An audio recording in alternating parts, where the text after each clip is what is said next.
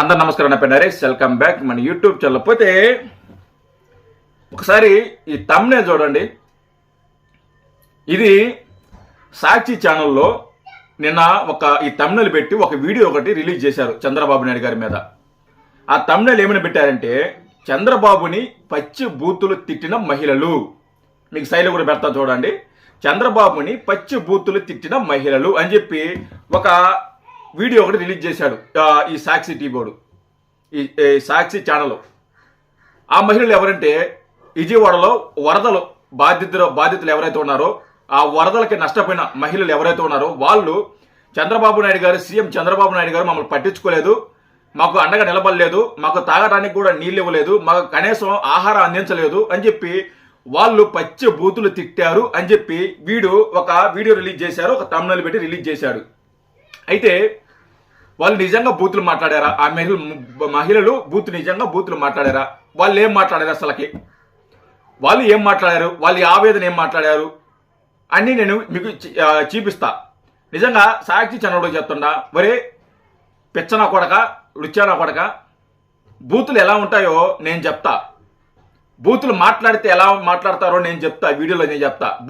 బూతులు అంటే ఏంటి, వాళ్ళ మాట్లాడేందుకు బూతులా కాదా అని చెప్పి అది చెప్తా, దాని గురించి కూడా చెప్తా. కానీ అసలు బూతులు అంటే ఎలా ఉంటాయి అనే దానికి నేను చెప్తా, బూతులు ఎలా ఉంటాయని. అయితే దీని గురించి మాట్లాడే ముందు ఒక వ్యక్తి గురించి మాట్లాడాలి. దాన్ని కూడా ఒకేసారి ఈ వీడియోలో దాన్ని కూడా ఒకేసారి కవర్ చేసేస్తా. మళ్ళీ సపరేట్గా దానికి వీడియో ఎందుకని చెప్పేసి ఈ వీడియోలో కవర్ చేస్తా. వాడే సాక్షి టీవీలో ఉంటాడు కదా యాంకర్, వాడి గురించి నిన్న ఒక డిబేట్ పెట్టాడు. వాడి గురించి మాట్లాడాలని చెప్పి చాలా మంది గతం నుంచి కూడా ఎప్పటి నుంచి కూడా చాలా మంది మనోళ్ళు ఈశ్వర కూడా ఒకసారి వాడి గురించి మాట్లాడని చెప్పి చాలా సార్లు నన్ను అడిగారు. కానీ నేను ఎప్పుడు కూడా వీడి గురించి మాట్లాడాల, ఇదే ఫస్ట్ టైం వీడి గురించి మాట్లాడుతున్నా. జస్ట్ వరకు టచ్ చేసి మెయిన్ మ్యాటర్లోకి మనం వెళ్దాం, అసలు మ్యాటర్లోకి మనం వెళ్దాం. వీడు నిన్న ఏం మాట్లాడారో ఒకసారి మీకు వినిపిస్తాను. చరిత్రలో అత్యంత నిర్లక్ష్యంగా వ్యవహరించిన ప్రభుత్వం. వీడు బాగానే ఉన్నాడే, వీడిని అందరూ చాలా వీడు పెద్ద గుడ్డినా కొడుకు అంటారే అందరూ. వీడికి కళ్ళు కనపడవు, పెద్ద గుడ్డినా కొడుకు అని చెప్పి అంటారు. కానీ వీడి కళ్ళు బాగానే ఉన్నాయి, నాకైతే గుడ్డినా కొడుకులా కనిపించలేడు. సరే చూద్దాం వాడు ఏం మాట్లాడుతున్నావు, ఒకసారి విందాము. అని మీరు ఎప్పుడైనా చూసారా? ప్రజల జీవితాలను బురదలకు వదిలేసిన ప్రభుత్వాన్ని మీరు ఎప్పుడైనా చూసాం. అక్రమ కట్టడంలో నివాసం ఉంటూ వరద ముంపులకు భయపడి ఫ్యామిలీతో సహా సీఎం సురక్షిత ప్రాంతానికి తరలి వెళ్లిపోవడం మీరెక్కడైనా చూసారా? చూసాం కదా, మేము చూసాం. వరద బాధితులను పట్టించుకోకుండా ఒక ముఖ్యమంత్రి పారిపోవడం మేము చూసాం. వరద బాధితులు ఆడ కష్టపడుతుంటే, భోజనం లేకుంటే కష్టపడుతుంటే వాళ్ళని పట్టించుకోకుండా కొంపల్లో కూర్చొని పబ్జీలు ఆడుకుంటున్న ముఖ్యమంత్రిని మేము చూసాం. మేము అలాంటి వాళ్ళు చూసాం. మేము చూసాం. తర్వాత ఏం మాట్లాడతారు చూడు. ఓ పక్క లక్షల మంది జనాలు వరద నీటిలో చిక్కుకుంటే అధికార యంత్రాంగాన్ని ఫోటోషూట్ల కోసం వాడుకునే సీఎంను మీరెప్పుడైనా చూసారా? నేను చూసాను. 3.5 లక్షల మంది ప్రజల జీవితాలను నేట మునిగితే ఎమ్మెల్యే గాని, ఎంపీ గాని, పార్టీ నాయకులు గాని ప్రజల కంటికి కనిపించకుండా పారిపోవడాన్ని మీరెప్పుడైనా చూసారా? లక్షలాది మంది వరద ముంపునకు గురైతే 7 మరబోట్లు మాత్రమే సిద్ధం చేసిన ప్రభుత్వాన్ని మీరెప్పుడైనా చూసారా? నీళ్లు, ఆహారం, పసిపిల్లలకు పాలు లేక జనం హాహాకారాలు పెడుతుంటే పట్టించుకోని ప్రభుత్వాన్ని మీరెప్పుడైనా చూసారా? ఒక్కసారి విజయవాడ వైపు చూడండి. వరదలో చిక్కుకుని విలవిలలాడుతున్న విజయవాడను చూడండి. ప్రభుత్వ నిర్లక్ష్యానికి 3.5 లక్షల మంది పడుతున్న నరకయాతన చూడండి. మేము చూసాంరా, మేము చూసాం. నువ్వు చూసేది విజయవాడ సైడ్ మేము చూసేది అంది. మేము చూసాం. గత 5 సంవత్సరాల్లో ఇన్ని, అందుకే గుడ్డిన కొడక అందరూ గుడ్డిన కొడక అనేది, అందుకే ఇడు నిజంగా ఇడు గుడ్డిన కొడికే. గత 5 సంవత్సరాలు మేము చూసాంరా. ప్రజలు పడుతున్న బాధలు మేము చూసాం. అన్నమయ్య డ్యామ్ తెగిపోతే అక్కడ ఎంత నష్టపోయారు, ఎంత ప్రాణ నష్టం జరిగిందో మేము చూసాం. కోనసీమలో ఎంత వరదలు వచ్చి ఇల్లులు కొట్టకపోతే మీ ముఖ్యమంత్రి వానలు వచ్చిన ఒక ఎప్పుడు వారానికో 10 రోజులకో వెళ్ళి అది బోటు మీద వెళ్ళి ఆ బోటు మీద కూడా రెడ్ కార్పెట్ వేసుకొని పరామర్శించడం, అది కూడా చూసాం. ఒక పక్క అన్నమయ్య డ్యామ్ తెగిపోయి ప్రజలు అల్లాడుతుంటే ఎవరైతే అప్పుడు ముఖ్యమంత్రి మీ నాయకుడు ఇంట్లో కూర్చొని కాలు మీద కాలు వేసుకొని పబ్జీ ఆడుకోవటం అన్ని చూసాం. కొంచెం సిగ్గు అనిపించట్లేరా మీరు ఇలాంటి మాటలు మాట్లాడడానికి? ఇలాంటి సమయంలో ఇలాంటి సమయంలో మీరు రాజకీయం మాట్లాడడానికి మీకు కొంచెం సిగ్గు లేదా? చంద్రబాబు నాయుడు గారు పట్టించుకోలేదా? చంద్రబాబు నాయుడు గారు అక్కడెక్కడ లేడా? పారిపోయాడా? ఫ్యామిలీతో కూడా వెళ్ళిపోయాడా? వారు గుడ్డినా కూడా కానీ నేను అందుకే అందరూ గుడ్డినా కూడా అనేది గత 2 రోజులు 3 రోజుల నుంచి కూడా ఆయన 24 hours పనిచేస్తున్నారా చంద్రబాబు నాయుడు గారు, ముఖ్యమంత్రి గారు. ఆయన పనిచేస్తున్నారు, మంత్రులు పనిచేస్తున్నారు, ఎమ్మెల్యేలు పనిచేస్తున్నారు, ఆ క్యాడర్, కూటమి క్యాడర్ పనిచేస్తుంది. వాళ్ళు చేయాల్సిన ప్రయత్నాలన్నీ కూడా చేస్తున్నారా? డ్రోన్ల ద్వారా వాళ్ళు ఆహారం అందిస్తున్నారు. నిజంగా ఇలాంటి నా కొడుకుల్ని నిజంగా ఏం చేయాలో తెలియదు. చంద్రబాబు నాయుడు గారు ఇక్కడ 3 రోజులు ఉంటే ఇక్కడే తిరుగుతుంటే 24 hours పనిచేస్తుంటే వీడు ఎక్కడో పారిపోయాడని చెప్పి మాట్లాడుతున్నాడు. ఈయనేమనాలి? సరే, వీడి గురించి తర్వాత అప్పటికే ఎక్కువ అయిపోయింది, లాగ్ అయిపోయింది. మళ్ళీ ఆ టాపిక్ వేళ మాట్లాడాలి కాబట్టి వీడి గురించి ఇంకో రోజు మనం పెట్టుకుందాము. అయితే అసలు కంటెంట్కి వద్దాం. బూతులు మాట్లాడారు.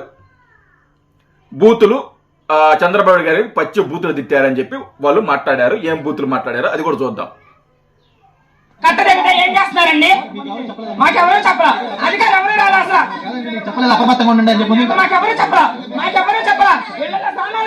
కట్ట తెగిపోతుంది, ఎవరైనా చెప్పారని చెప్పి వాడు సాక్షి వాడు యాంకర్ అడిగాడు. అడిగితే మాకు ఎవరు చెప్పలేదు, ఎవరు పట్టించుకోలేదు అని చెప్పి ఆవిడ మాట్లాడింది. తర్వాత ఏం మాట్లాడింది అది కూడా చూడండి.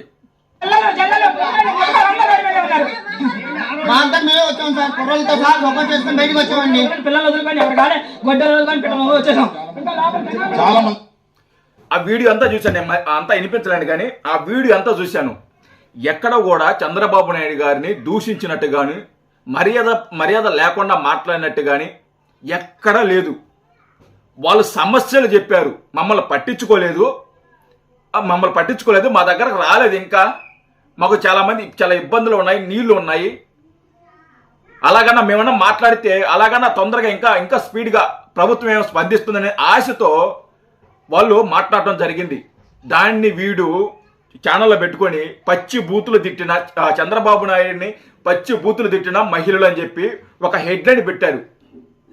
సిగ్గు లేదంటారా మీకు? ఇలాంటి వాళ్ళు తిట్టపోయినా కానీ తిట్టారు అని చెప్పి మాట్లాడటానికి. అక్కడ నిజంగా వాళ్ళని తప్పు పట్టలేదు, వాళ్ళు ప్రభుత్వం మాకు సహాయం చేయలేదు, మా దగ్గర ఇంకా రాలేదు అని చెప్పి మాట్లాడటం నేను వాళ్ళని తప్పు పట్టను. ఎందుకంటే అర్థం చేసుకోగలుగుతాం మనం. ఆ సిచ్యువేషన్లో ఎవరున్నా కానీ ప్రభుత్వం ఇంకా రాలేదని చెప్పి అడుగుతాం. ప్రభుత్వం ఎప్పుడో స్పందించడం జరిగింది. ప్రభుత్వం స్పందించడం జరిగింది. ఎక్కడికెక్కడ ఎవరెవరిని పంపించాలి, ఎక్కడెక్కడ ప్రాబ్లమ్స్ అందరిని కూడా సీఎం చంద్రబాబు నాయుడు గారు వాళ్ళని పంపిస్తే కొంతమంది అధికారులు గత ప్రభుత్వంలో ఉన్న ఎవరైతే అధికారులు ఉన్నారో ఆ ప్రభుత్వంలో ఉన్నప్పుడు కొంతమంది అధికారులు ఆ మూలాలు ఎవరైతే ఉన్నారో వైసీపీ అనే ఆ మూలాలు ఇంకా పనిచేస్తున్నాయి కొంతమంది అధికారులకి. అలాంటి అధికారులు వాళ్ళని ప్రజల్ని పట్టించుకోకుండా ప్రభుత్వానికి చెడ్డ పేరు తీసుకురావడానికి వాళ్ళు ప్రయత్నించారు. చాలామంది అధికారులు అది కూడా చెప్పిస్తాను. సీఎం చంద్రబాబు నాయుడు గారు అది కూడా చెప్పారు. ఎందువల్ల అన్ని దిక్కల చాలా వరకు సేవ్ చేశారు, చాలా వరకు చర్యలు తీసుకున్నారు, ఫుడ్ అందిస్తున్నారు, వాటర్ బాటిల్స్ అందిస్తున్నారు, ప్రతి ఒక్కరు చేస్తున్నారు. చాలా వరకు అన్ని దిక్కలు కూడా కొన్ని దిక్కల 1-2 దిక్కల కొంతమంది అధికారుల వల్ల ఎవరైతే వైసీపీ మూలాలు ఉన్నాయో, వైసీపీ అభిమానులు ఉన్నారో, వైసీపీ ఇచ్చే ఆ డబ్బుల కోసం, ప్యాకేజ్ కోసం ఆశపడి ఆ డబ్బుల కోసం కొంతమంది అధికారులు నిర్లక్ష్యం వల్ల ఇలాంటి మాటలు ప్రభుత్వం ఎదుర్కోవాల్సి వస్తుంది. దానికి సంబంధించి కూడా చంద్రబాబు నాయుడు గారు మాట్లాడారు. వచ్చింది 5 సంవత్సరాలు పనిచేయడం మానేశారు. నేను ఇంకా ఏం చేయాలో నాకు కూడా తెలియని పరిస్థితికి వచ్చా ఇప్పుడు. అందుకే ఇప్పుడు ఒక ఆఫీసర్ సస్పెండ్ చేశారు. జక్కంపూడిలో ఒక ఆఫీసర్ సరిగా తీసుకపోతే మార్నింగ్ అప్పుడే సస్పెన్షన్ అయ్యింది. అది ఆయన ఆదేశాలు ఇచ్చారు. ఆదేశాలు ఇచ్చినా గానీ వాళ్ళు సరిగ్గా పాటించలేదు. సో అందుకోసం ఆయన సస్పెండ్ చేశారు. ఇంకా 4 ఉన్నారు వెయిటింగ్ లిస్ట్ లో.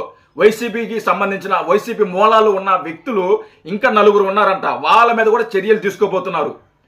వాళ్ళ వల్ల ఎవరైతే అలాంటి వాళ్ళ వల్ల కూడా ఈ మహిళలు ఇబ్బంది పడ్డారు. వాళ్ళ వల్ల ఈయన చెప్పినట్టు డైరెక్షన్ ఇచ్చినట్టు వాళ్ళు కానీ అధికారులు కానీ వెళ్ళి అక్కడ చేసుంటే సేవ్ చేసుంటే ఆ మాటలు కూడా చిన్న చిన్న మాటలు కూడా ప్రభుత్వానికి పడకుండా ఉండేవి. జస్ట్ అధికారులు కొంతమంది అధికారుల వల్ల నిర్లక్ష్యం వల్ల ఇలా జరిగింది. ఎక్స్ప్లెనేషన్ కాల్ ఫార్ చేశాను. ఇంకెవరు నేను ఉపేక్షించను. మంత్రులు కూడా సరిగా చేసిన పని చేయకపోతే వాళ్ళ పైన కూడా చర్యలు తీసుకుంటా. అది మంత్రులు కానీ ఎవరైనా సరే నిర్లక్ష్యం చేస్తే ఇమ్మీడియట్ గా నేను యాక్షన్ తీసుకుంటా.